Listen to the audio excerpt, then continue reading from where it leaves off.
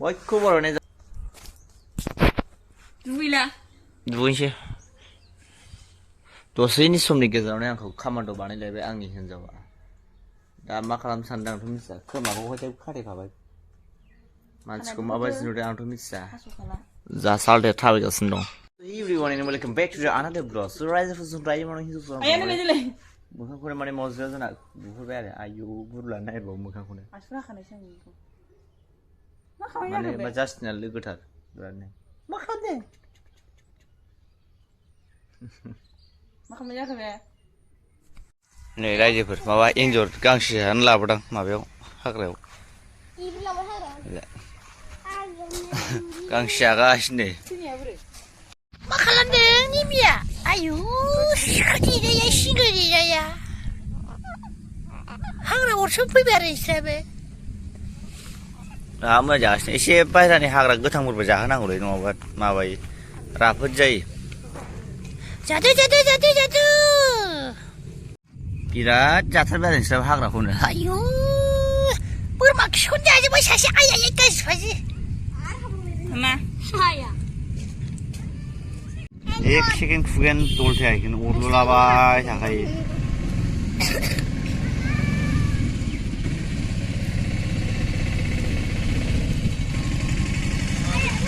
नै बिदिखौ बिराद जायो माबाया एन्जरा माबा दुब्रि हाग्राखौ एसे देहाफ्रा फ्राद जानाय बिदिखौ होनांगौ आरो रायजोफोर दै सोमना होखानांगौ डाइरेक्टनो बिराद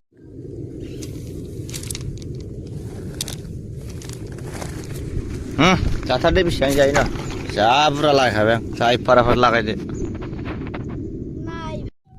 जास्टिन फैबावगौसो हनै जास्टिन फैफालाजोबखायो लिलानो आयु जास्टिना सिंगोरिया गान अफाय एसे फैखो दाय जाबाय आरो मावजिखौ बामनायनि मावजि सैमा गल गल आइ बेसा लागाय नामा जास्टिना मा जाला फैदों दुगालै बे मावजिया लेबेलानो बारा आयु खालि मानसिजों बार'जां खेबजाथोंलै साला होबाय जानाया मारै आंनि हिन्जावजोंसो फिसाला बायदि थाफाबाय थाखोबाय बे जास्टिना जाम्बाबानो बुलाय नामा एन्जर सायनि जों रायजोफोर माबायाव मा होनोमोनलाय फुकेरा लागायनि जाबाय दे आस्ते आस्ते নহলে কেঙ্কা হব আস্তে হইলে হে কাম হয় লাগাও বাস ओम शिव शंकर बोले ना चले उदे नै बेखौ होनानै राफोदसिन मोनबाय नों नुवा बेजोंसो मोजां जागोन ना एंगेला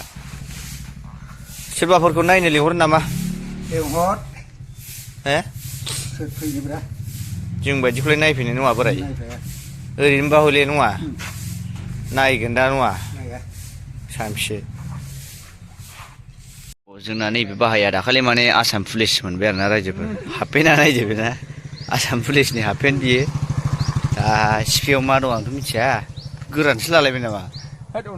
सिफियाव मा दं आंथ' मिथिया थांखुआबो सिफियावनो थाखायो आसाम पुलिसफोरना बिदिखौ सिनायोथ' आसाम पुलिसफ्रा हाबफेना आसाम पुलिसलाय दा बेनो आरोना जोंना बादामालिखौबो दा बिमायासो फिसियो बेनाव बेनो फिसियोमोन बादामालिखौहाय दा सानबेसे जाखो सुटिंनिफ्राय फैनायालाय सप्ता खनसे जाबाय जोंनिया फैनाया सप्ता खनसेल' खय हाजार मोनो बेथनालाय बारा गैया बेसेबां होयो दा 25 लायबाव नोंस्रासो जाम्बा दासिमबो जेबो माबा गैया साख्रि गैया बाख्रि गैया सुटिंनिफ्राय फैग्राया सोर आंसो बेखौनो आं दा फैनानै लोगो मोनफैनायसै आं बेखौ मिथिबाय मारै जों